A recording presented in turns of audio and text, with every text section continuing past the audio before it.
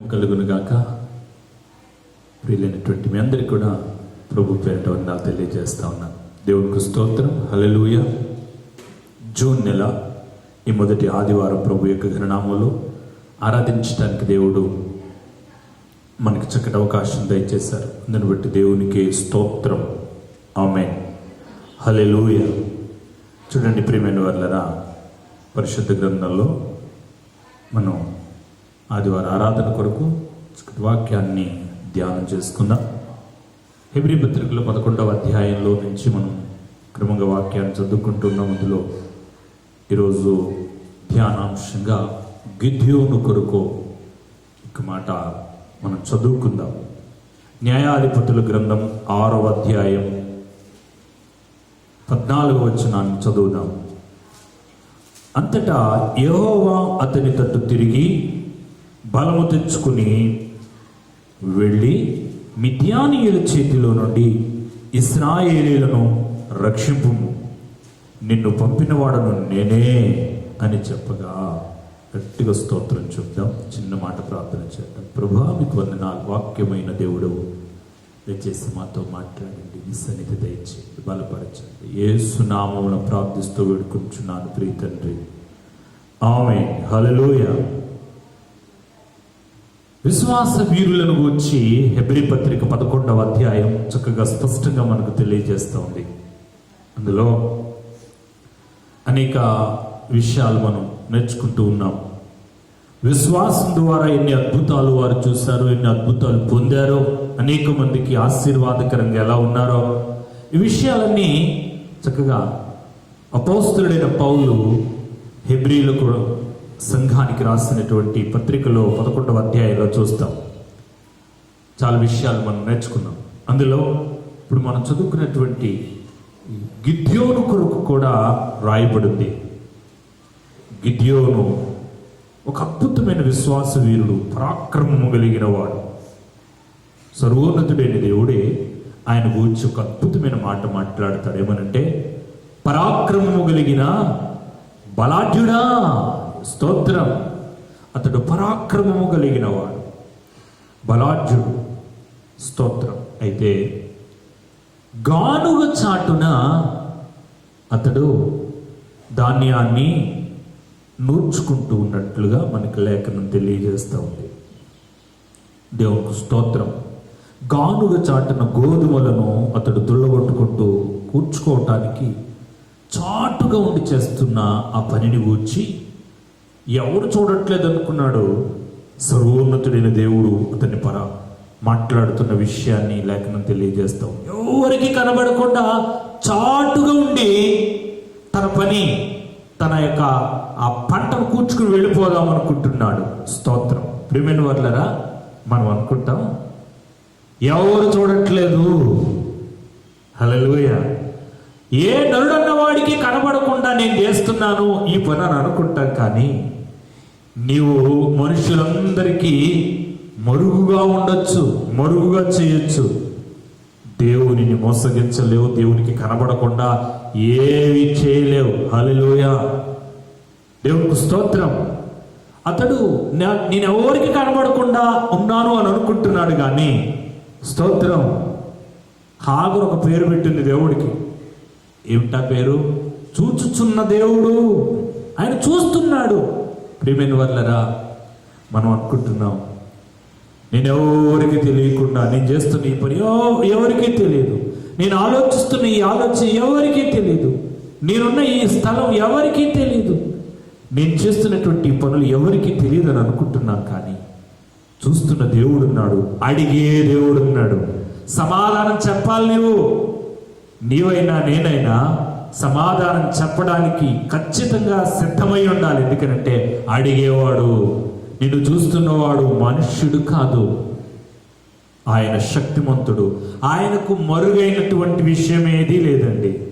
సమస్తము పేటగా కనపడుతుంది ఆయనకు. ధారాళంగా చూస్తున్నాడండి ఆయన. అన్నిటికీ నీవు ఆయన దగ్గర సమాధానం చెప్పాలి అన్నాడు కయీనుతో. కయీను, నీ తమ్ముడు ఎక్కడా? స్తోత్రం. అతను అనుకున్నాడు ఎవరు చూడట్లేదు భూమి మీద, మా తమ్ముడిని నేను చంపేసిన సంగతి ఎవరికీ తెలియదు అనుకున్నాడు. కానీ తనను సృజించినటువంటి వ్యక్తి, తనను సృజించినటువంటి ఆయన ఉన్నాడు, ఆయనను అడుగుతాడు. చూడండి, చూస్తున్నాడు. రెండవది, చూచి ఊరుకోడండి, ఆయన అడుగుతాడు. ఆయనకు నువ్వు సమాధానం చెప్పాలి. ప్రియమైన వాళ్ళరా, ఈ భూమి మీద నువ్వు చేసేటువంటి పని అది మంచిదే కానీ చెడ్డదే కానీ ఏదైనా సరే ఆయనకు లెక్కప్పు చెప్పాలి. స్తోత్రం. నీకెందుకు నా సంగతి అన్నాడు కయ్యను. Praise the lord. ఏమో అతని సంగతి నాకేమో, నాకు తెలియదు. Praise the lord. హల్లెలూయా. వెంటనే దేవుడు అంటున్నాడు, నీ తమ్ముని యొక్క రక్తం నువ్వు చిందించావు చూసావా భూమి మీద, ఆ రక్తం నాకు మొరపెడుతుంది, నేను నీ మీద చర్య తీసుకుంటాను అని. మనుషులెవరు మనకు పనిష్మెంట్ ఇవ్వలేకపోవచ్చు. ఒకవేళ మనం చేసే పనులకు ప్రతిఫలం ఇవ్వకపోవచ్చు. మనం చేసే పనులకు మంచిదే కానీ చెడ్డదే కానీ, మంచిదైనా మేలు కలిగినటువంటి బహుమానాన్ని, అది చెడ్డదైతే భయంకరమైన శిక్షను దేవుడి దగ్గర నుంచి మనం పొందుకోవాల్సి వస్తుంది. కనుక భయపడాలి, జాగరూకులమై ఉండాలి. దేవుని లేఖనాన్ని గుర్తు చేసుకుని జ్ఞాపకం చేసుకుని దేవుని సన్నిధిలో నడుచుకోవాలి. లేకపోతే నిశ్చయంగా ఒక రోజున దుఃఖపడవలసి వస్తుంది. హల్లెలూయా. ఒక రోజున భయంకరంగా ఏడవాల్సి వస్తుంది. స్తోత్రం. ఇస్కరియోతు యూదా ఒక రోజున దుఃఖపడ్డాడు, ఏడ్చాడు, ప్రయోజనం లేకుండా పోయిందండి. స్తోత్రం. ఒక రోజున సౌలు దుఃఖపడ్డాడు, ఏడ్చాడు. ఒక రోజున ఏలీ ఏడ్చాడు. ఎందుకనంటే నేను సమాధానం చెప్పక్కర్లేదు అనుకునే పరిస్థితులు. ఒక రోజున సంసోను ఏడ్చాడు, దుఃఖపడ్డాడు. కనుక దయచేసి మనం దేవుని దగ్గర సమాధానం చెప్పాలి గనుక, దేవుని ఎదుట మనం లెక్క అప్పగించవలసిన వారమై ఉన్నాము గనుక దేవునికి భయపడదాం. నీవు ఎవరికి కనబడిన స్థలంలో చాటుగా ఉన్నాను అనుకుంటున్నావేమో, కానీ మనుషులు ఎవరు చూడకపోవచ్చు, దేవుడు చూస్తున్నాడు గనుక దేవునికి భయపడదాం. నీవు చూసే చూపు చూస్తున్నాడు ఆయన. నీ చూపు ఎక్కడుందో ఆయనకు తెలుసు. నీ వినికి నువ్వు ఏం వింటున్నావో తెలుసు, ఏం మాట్లాడుతున్నావో తెలుసు, ఎక్కడ ఏ విధమైనటువంటి కార్యాలు చేస్తున్నావో దేవునికి తెలుసు. కనుక స్తోత్రం. ఆయన నరుల వంటి వాడు కాడు, మనుషుల వంటి వాడు కాడు. దేవునికి స్తోత్రం చెప్తాం. హల్లెలూయా. అప్పుడు అంటున్నాడు, పరాక్రమం కలిగిన బలాఢ్యుడు ఆశ్చర్యపోయాడు. ఇక్కడికి ఎవరు వచ్చారు? స్తోత్రం. హల్లెలూయా.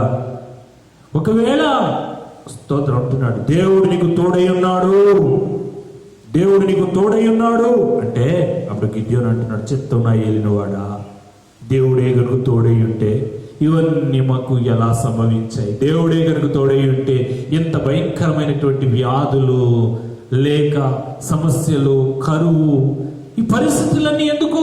నిజమే, గిద్యోను గుర్తించిన విషయం, దేవుడు తోడై ఉంటే సమృద్ధి ఉంటుంది, దేవుడు తోడై ఉంటే క్షేమం ఉంటుంది, దేవుడు తోడై ఉంటే ఆశీర్వాదం ఉంటుంది.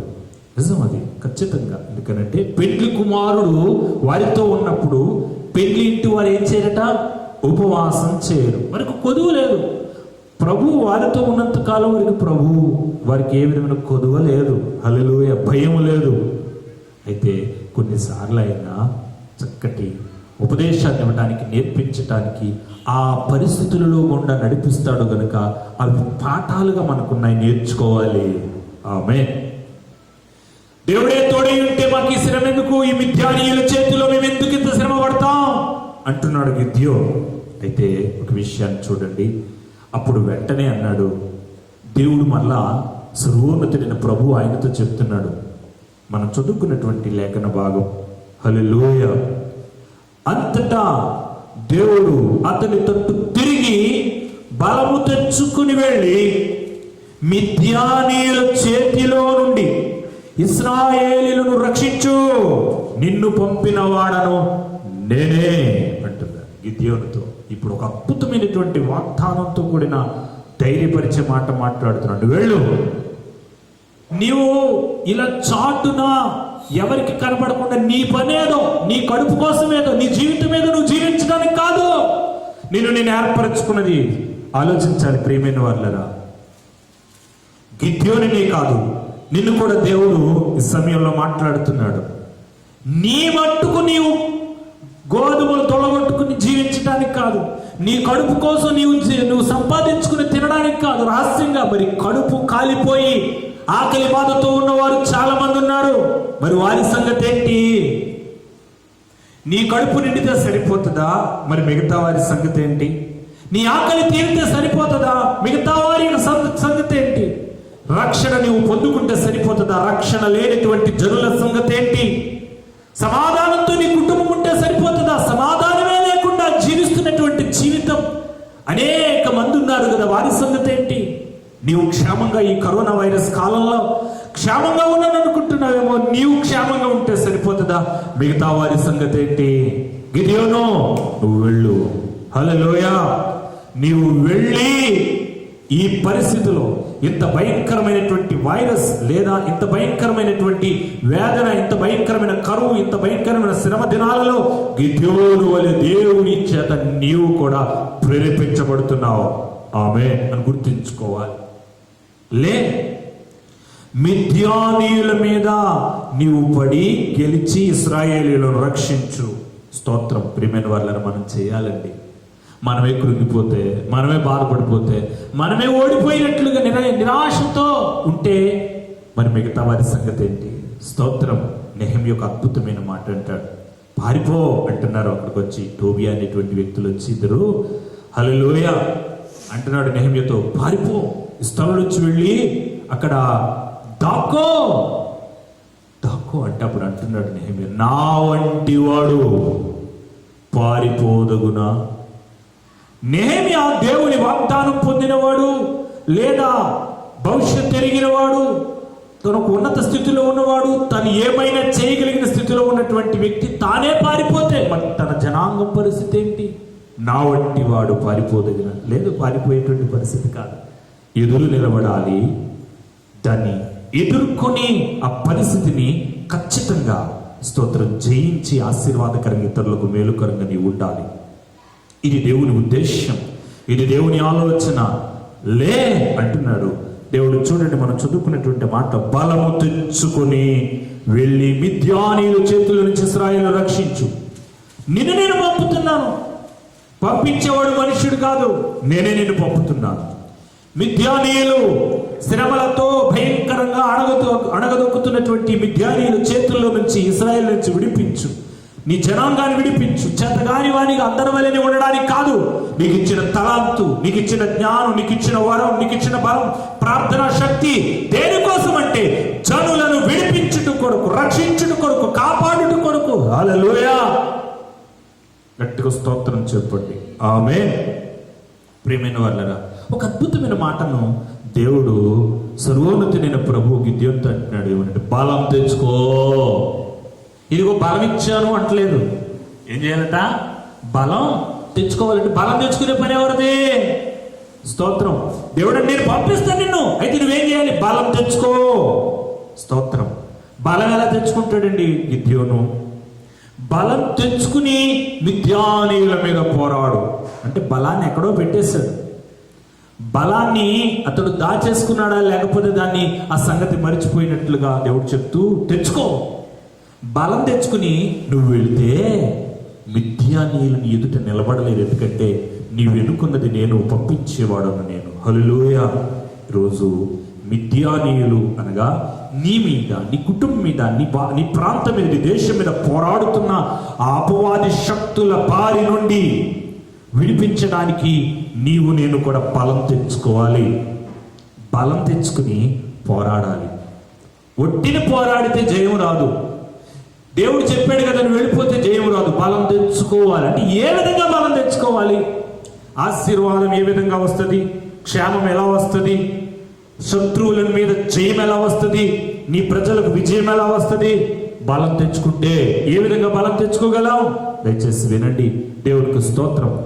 2-3 విషయాలు మనం జ్ఞాపకం చేసుకుని ఎలా బలం తెచ్చుకోవాలో, ఎలా పోరాడాలో, ఎలా జయం పొందాలో, శత్రువుని ఎలా గెలవాలో, సంతోషాన్ని ఎలా పొందాలో, నీవు పొందిన రక్షణ ఇతరులు ఏ విధంగా వారికి అనుగ్రహించాలో, వారు పొందుకునేటట్లు చేయాలో దేవుని వాక్యాన్ని మనం జ్ఞాపకం చేసుకుందాం. దయచేసి చదవండి.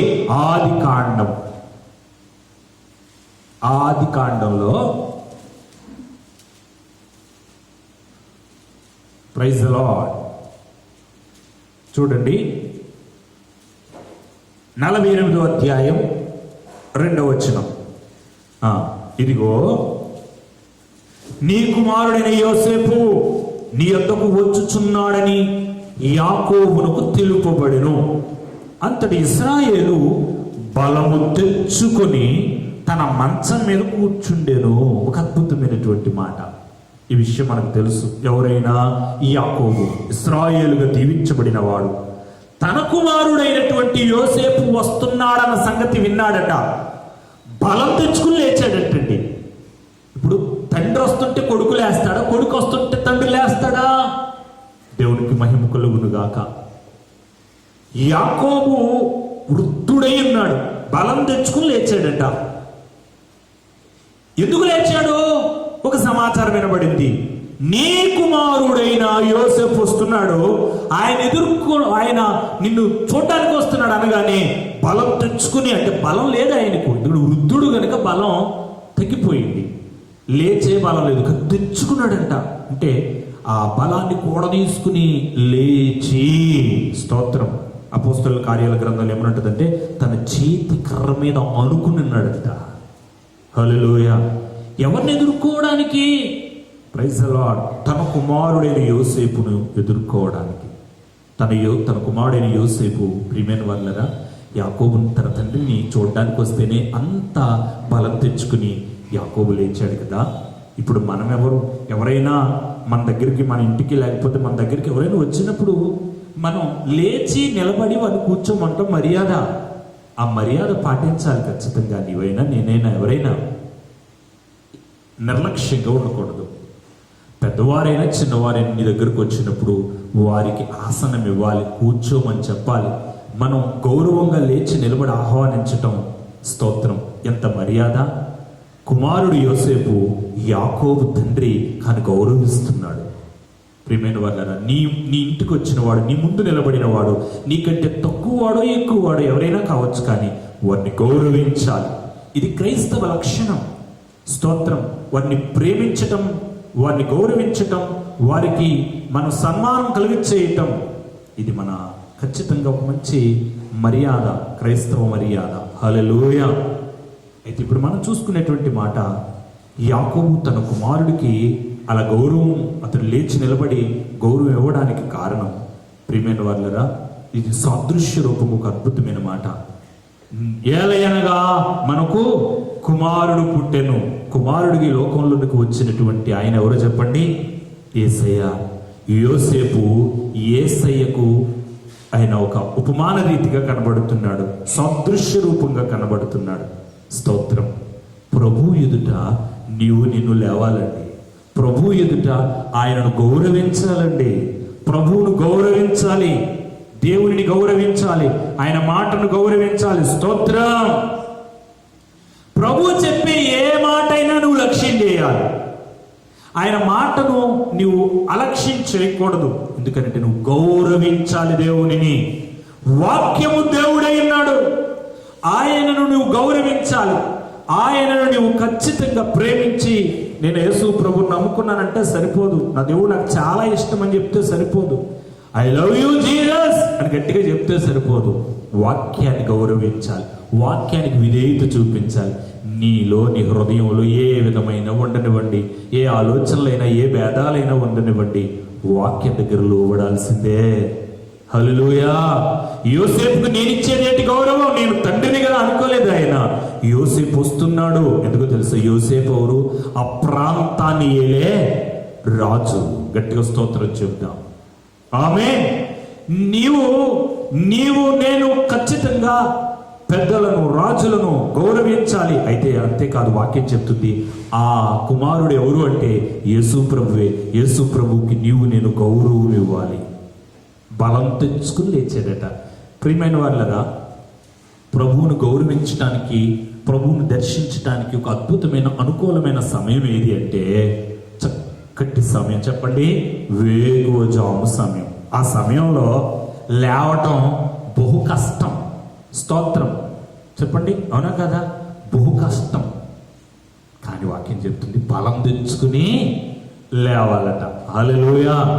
ఎందుకని? కీర్తన గ్రంథంలో చూడండి ఒక అద్భుతమైనటువంటి మాట.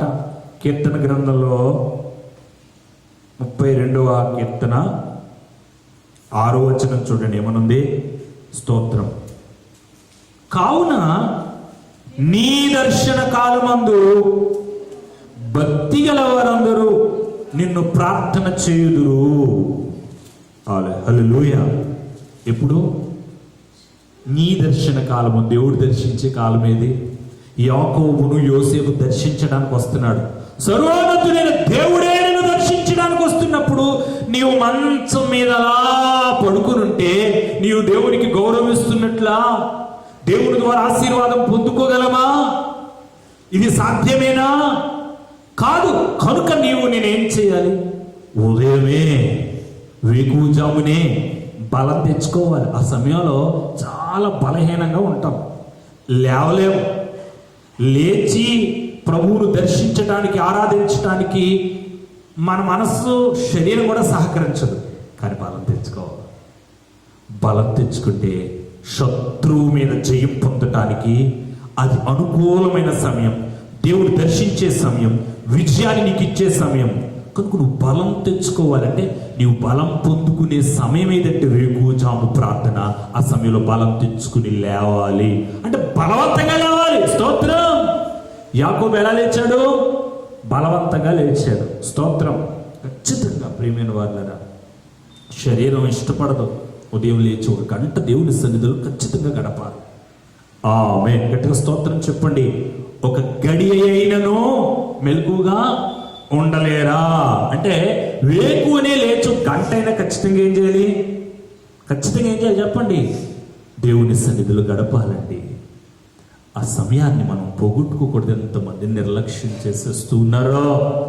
దేవుని సన్నిధిని ఎంతమంది నిర్లక్ష్యం చేస్తున్నారు. ప్రాతకాలమందు శిష్యులు పడవలో వారు అద్దరికి వెళుతూ ఉండగా మార్గ మధ్యలో ఆ సముద్రంలో చిక్కుకుని అలల చేత కొట్టబడి బహుగా శ్రమ పడుతూ, మునిగిపోతామేమో, చచ్చిపోతామేమో అని భయపడుతూ వెళుతూ ఉండగా 4వ జామున ఆయన వచ్చాడట. ఆయన దర్శించే సమయం చెప్పండి? 4వ జాము అనగా వేకువ జాము. ఆ అద్భుతమైనటువంటి ఉదయం 3 తర్వాత జరిగేటువంటి ఆ జాముని వేకువ జాము అంటారు, 4వ జాము అంటారు. ఆ ఉదయం వేకువజామున 3 తర్వాత నేను చేసేటువంటి ప్రార్థన, దర్శించేటువంటి ఆ మంచి సమయాన్ని మనం ఉపయోగించుకోగలిగితే, బలం తెచ్చుకుని లేవగలిగితే నీకు, నాకు, మనందరికి క్షేమం, శత్రువుల మీద జయం కలుగుతుంది. గట్టిగా స్తోత్రం చెబుదాం. హల్లెలూయా. వేకువజాము సమయాన్ని మనం ఎంతగా పోగొట్టుకుంటామో అపవాది శరీరం మనకు విరోధంగా పోరాడుతూ ఉంటారండి. దేవుడు దర్శించే సమయం అండి. చక్కగా దర్శనాలతో ఆయన దర్శించే మంచి సమయాన నిద్రొచ్చినా లేచి నీవు ఏ విధం చేతనైనా ప్రభు సన్నిధిలో సమయాన్ని గడపగలిగితే శత్రువు, నిన్ను బాధించే శత్రువులు, అది అప్పు, ఆమేన్, అది రోగం, శత్రువులు, ఇరుగు పొరుగు వారితో అసమాధానం, మర్యాదైనా కావచ్చు, తొలగిపోతుంది. బలం తెచ్చుకోనమని దేవునితో దేవుడు చెప్తున్నట్లుగా ఈరోజు మనతో దేవుడు చెప్తున్నాడు, బలం తెచ్చుకోవాలి. రెండవ విషయాన్ని కూడా మనం విందాం. గట్టిగా స్తోత్రం చెప్పండి. హల్లెలూయా. రెండవది, ప్రైజ్ ది లార్డ్. చూడండి, నెహెమ్యా గ్రంథం 2వ అధ్యాయం 18వ వచనం చూద్దాం. ఇదియుగాక నాకు సహాయము చేయు దేవుని కరుణా హస్తమును గూర్చియు రాజు నాకు సెలవిచ్చిన మాటలన్నీ నేను వారితో చెప్పి తిని, అందుకు వారు మనము కట్టుటకు పూనుకొందము రండి అని చెప్పి ఈ మంచి కార్యము చేయుటకై బలము తెచ్చుకొనిరి. Praise the lord. ఎవరైనా? నెహెమ్యా. హల్లెలూయా. రాజు దగ్గర ఒక ఉద్యోగి, ఉన్నత స్థితిలో ఉన్నవాడు. అతనికి ఒక విషయం వినబడింది. తన ప్రజలు కష్టస్థితిలో ఉన్నారు. యెరూషలేము పాడైపోయింది, మందిర ప్రాకారము పడిపోయింది. లేదు, ఈ స్థితిని మరలా బాగు చేయాలి అని అతడు పూనుకున్నాడు. అతడు పూనుకుని దేవునికి స్తోత్రం, ఒక అద్భుతమైనటువంటి కార్యాన్ని, అతడు ఆశీర్వాదాన్ని, వాగ్దానాన్ని పొందాడు. ఎలాగా? రాజు ద్వారా వాగ్దానం పొందాడట. ఎలాగ రాజు అతడికి మంచి వాగ్దానం ఎలా ఇచ్చాడు? స్తోత్రం. ఇవన్నీ రాజు అతడికి వాగ్దానం ఇచ్చేదిగో, నీవు అనుకుంటున్నట్లుగా యెరూషలేము ప్రాకారం కట్టు అని చెప్పడానికి, అతడు చెప్పిన సంగతులు విన్నటువంటి వ్యక్తులు అతనితో ఏకీభవించి బలం తెచ్చుకుని వారు పురుకొల్పబడడానికి కారణం ఏంటో తెలుసండి? దేవుని స్తోత్రం. సంగతి విన్నాడు. తన ప్రజలున్న పరిస్థితి, ఆ యెరూషలేము పరిస్థితి, ఆ ప్రాకారం ఉన్న పరిస్థితి, ఆ మందిర పరిస్థితి, ఇవన్నీ విన్నాడు. విని అయ్యయ్యో అని నిట్టూర్చలేదండి. నేనేం చేయగలనని చేతులు చాపి లేదా చేతులు దులుపుకుని ఊరుకోలేదండి. ఎందుకనంటే నేనేం చేయాలి అని ప్రశ్నించుకున్నాడు. నేనేం చేయగలను అని ప్రశ్నించుకున్నాడు. ఈరోజు నేనేం చేయగలనని ప్రశ్నించుకోవాలి. స్తోత్రం. నెహెమ్యా వెంటనే ఉపవాసాన్ని ప్రతిష్ఠించుకున్నాడు. కొన్ని దినములు అతడు ఉపవాసం ఉండి ప్రభు సన్నిధిలో ప్రార్థన చేయటం మొదలు పెట్టాడండి. హల్లెలూయా. రాజుతో మాట్లాడలేదు, అయ్యా నా ప్రజల పరిస్థితి ఇలా ఉంది. రాజుతో మాట్లాడలేదు, నాకు ఈ ధనం కావాలి, నాకు బలం కావాలి, జనం కావాలి, పర్మిషన్ కావాలి. రాజుతో మాట్లాడలేదు, దేవుడితో మాట్లాడుతున్నాడు. దేవునితో మాట్లాడుతున్నాడు. స్తోత్రం. ఈరోజు నేను నెహెమ్యా ద్వారా తెలుసుకోవాలి. నెహెమ్యా ఎలా బలం తెచ్చుకున్నాడు తెలుసా? ఉపవాస ప్రార్థన. తను అనుకున్నది నెరవేర్చుకోవడానికి, తను అనుకున్న సంగతులు నెరవేర్చబడటానికి అతడు ఎన్నుకున్న మార్గం ఏదంటే ఉపవాస ప్రార్థన.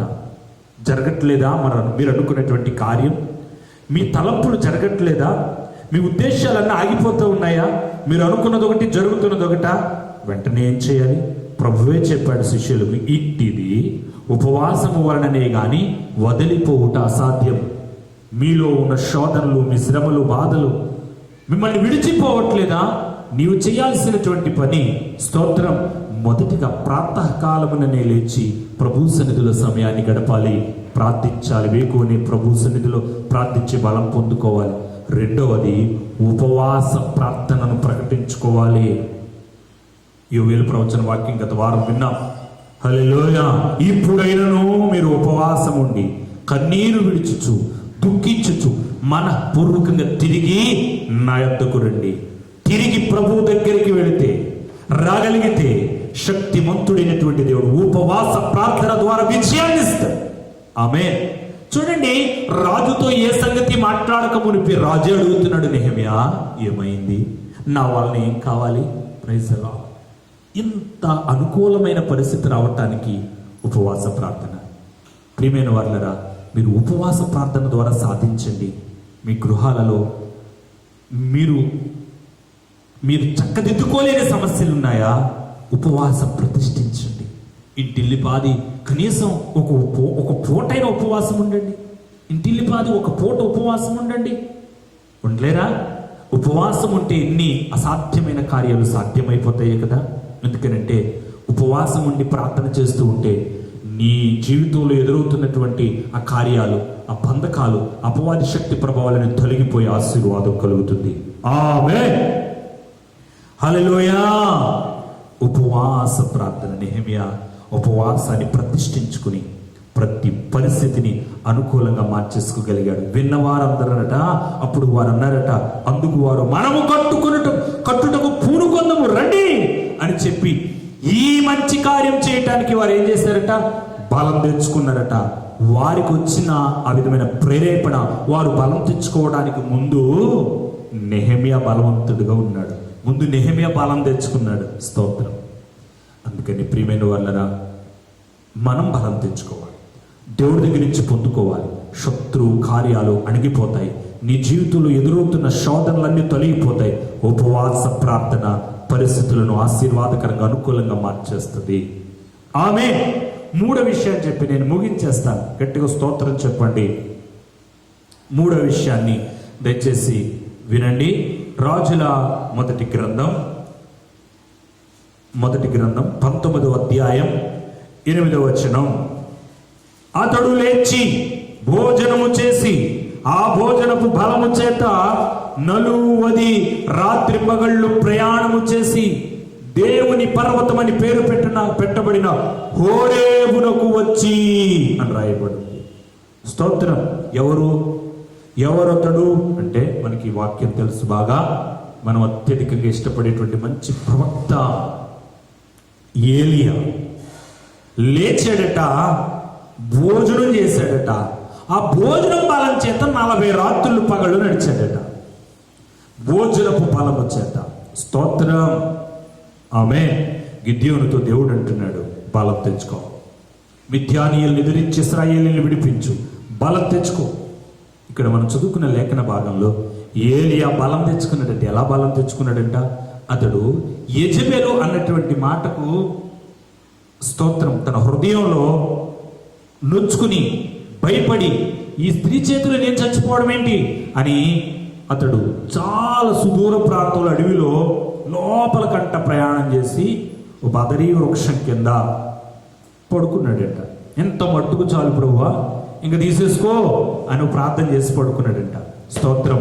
తీసుకోవడానికి కాదు కానీ దూత అతన్ని బలపరచటానికి వచ్చాడట. రొట్టెను నీళ్లను ఇచ్చాడట. గట్టిగా స్తోత్రం చెప్పండి. అతడు చక్కగా ఆహారం ఇచ్చి బలపరిచాడట దూత. మరలా పడుకున్నాడట. మరలా కొద్ది సమయానికి మరలా లేపి మరలా ఆహారం ఇచ్చి తిను అని బలపరిస్తే ఆహారం తిని ఇక పడుకోలేదట. భోజనము బలము చేత అతడు 40 రాత్రులు 40 పగళ్ళు ప్రయాణం చేశాడటండి. స్తోత్రం. ఇంత మట్టుకు చాలు అనుకున్నటువంటి ఏలియా ఇక తన ముందు ఉన్నటువంటి పరుగు పందెంలో, తన ముందున్నటువంటి ఆ కార్యాలను సాధించడంలో అతడు ప్రయాణమయ్యాడు. దానికి కారణం ఏంటంటే అతడు బలం పొందుకున్నాడు. ఎలా బలం పొందుకున్నాడు? దూత వచ్చి అతడికి ఆహారం ఇచ్చినట్లుగా రాయబడింది. Praise the Lord. ప్రియమైన వాళ్ళరా, మనం కూడా బలం తెచ్చుకోవాలి. ఏంటి? మనకు రోజు దూత ద్వారా బలం, వాక్యాహారం అనుగ్రహించబడుతుంది, దైవ వాక్యము అనుగ్రహించబడుతుంది. ఆ వాక్యాహారం ద్వారా నేను బలం తెచ్చుకోవాలి. వాక్యాహారం ద్వారా నేను బలం తెచ్చుకోవాలి. వాక్యాహారం ఎంతగా నీవు సమృద్ధిగా పొందుకోగలిగితే అంత బలవంతుడిగా ఉంటావు. ప్రభువు చెప్పాడు, సాతాను